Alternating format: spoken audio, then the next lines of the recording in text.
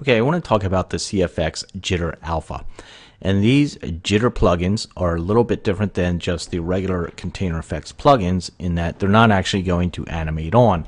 What I do have here is a scene set up with a couple of cubes spread out into columns. Let me just copy these 2 times and we'll just kind of spread these out. We'll put one down here and one down here. And the reason I'm doing this is just to show that even though we have things within subcontainers and subcontainers of a main container, we'll still be able to use this jitter and have it affect everything. So as long as it's on the topmost container, it will affect everything below it. I'm going to grab this Jitter Alpha and drag it down onto my topmost group here. Click on the Jitter Alpha editor.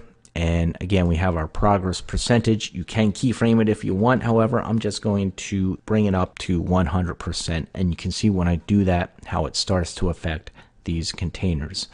We have a couple of settings here, a direction and random static wave center to center, just like all the other container effects plugins.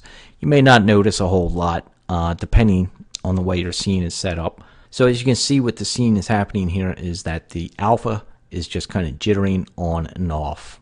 The big change down here is we have an alpha min, an alpha max, and the randomness. If we don't want it to go all the way to 0 for the alpha, we can set it at like 15%. And if we don't want it to go all the way to the max of 100%, we could change that to like 85. So it's not going all the way to 100% opacity. It's only going up to 85%. And only going down to 15%. We can also increase or decrease the randomness of how this alpha jitters on and off.